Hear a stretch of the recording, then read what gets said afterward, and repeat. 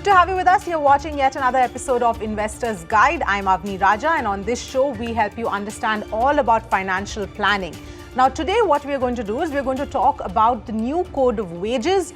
And the reason for that is because this could impact the way your entire salary is structured. So from the 1st of April, when the new code of wages is likely to come into effect, you could see some sort of a change in your salary structure. It could mean less money in your hand, in fact, and we'll get to all those details as to what exactly are the changes and how they could impact your salary. But first, joining me on the show is Feroze Azeez of Anand Rathi Wealth Management. Feroze, thank you so much for joining us on this edition of Investor's Guide. Let's first, before we actually get to the changes and the impact on one's salary, just put into perspective what exactly is the new code of wages and what is the aim of it.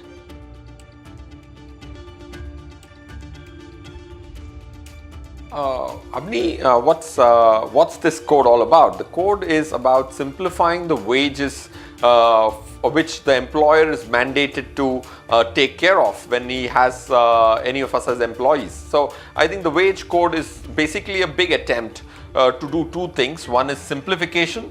The second is to make sure that there is more savings for retirement. Like in the US, for example, there are mandatory larger savings in the form of 401k, they call it in the US.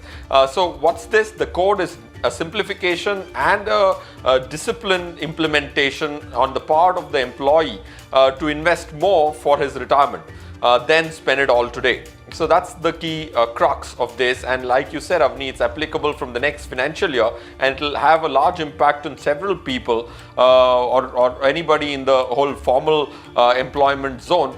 I think will have an impact. So it's important and imperative for people to take a note of this and understand the implication and also what are the actions to be taken from the employee standpoint to make best use of it.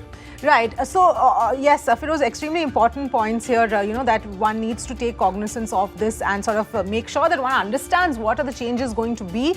So, if you can take us through what exactly does this new code mandate when it comes to one's salary structure, because the definition itself of wages has changed compared to what we now know it as, and that is going to have, a ripple effect on how the salary structure itself is going to be.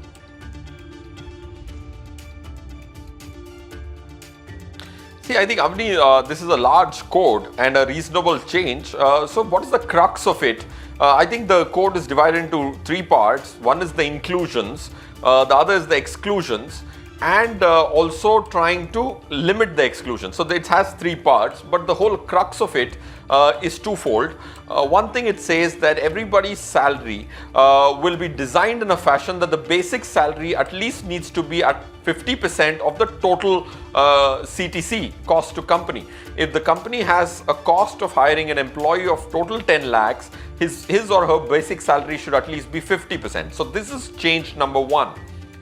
Change number two is the amount which will go into retirement savings will be larger. The third implied or a subset of this is the taxability of the entire CTC would go up marginally. So crux is the 50% being the mere minimum basic salary of one CTC and the contribution, which is resulting in a higher tax liability and in turn a lower take home for practically most of us is the key difference. And one thing more on the softer side, it gives indication of what kind of overtime payments should the employer pay the employee, what are the number of rest days, and bringing clarity there across the industry, getting gender bias eliminated, trying to bring parity in gender. All these are the other things with respect to employment and wages, and the minimum wages also get more clearly defined. So this is what it has. One of the hard stuff which impacts all of us, and there is another softer implication of the rest of the behavioral pattern of the employer with respect to his or her employee. Yes, absolutely, Feroze. And while, there are two ways to really see this. One perspective, like you were also talking about, is that your, gratuity PF component is likely to go up. In the long run, of course, that is a good thing because you're being forced to set aside more for your future savings. But on the other hand, of course, there are a lot of people who feel that, they don't want to be forced to, do that extra saving. They'd rather have more money in hand because the take-home part of the salary will then go down. How would you sort of explain to investors or to salary people who are earning salaries?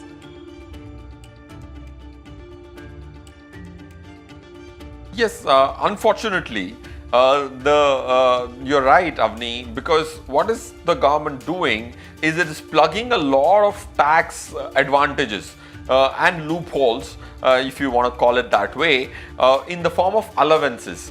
If the allowance component was larger, there was larger tax benefit in the way companies used to structure the cost to the company.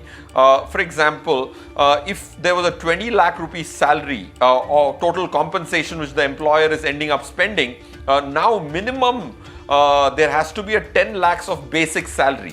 As against in the past it would also have been 5-6 lakhs, which meant more allowances, more tax breaks. That is getting plugged because of this one clause, which I think is very detrimental to the employer fraternity. One. And then to top it all, a larger contribution and a larger taxation is a double whammy. So I'm reasonably saddened by this because employees need take home today. Also, right?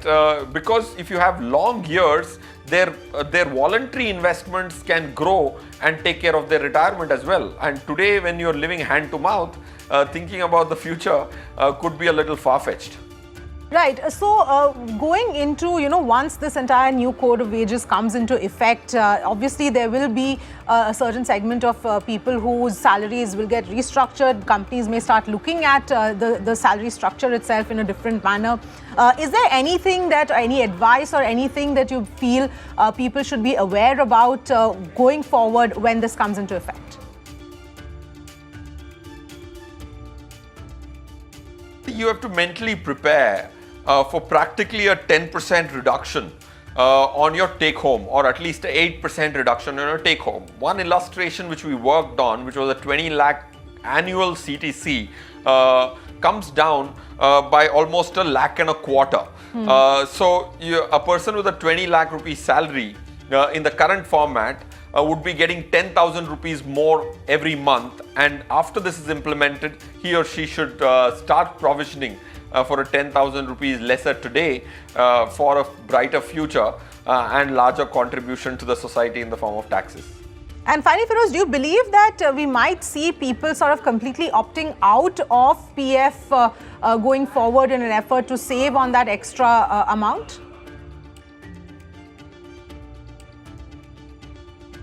Yes, I think a lot of innovation in terms of trying to restructure to retain take homes will happen.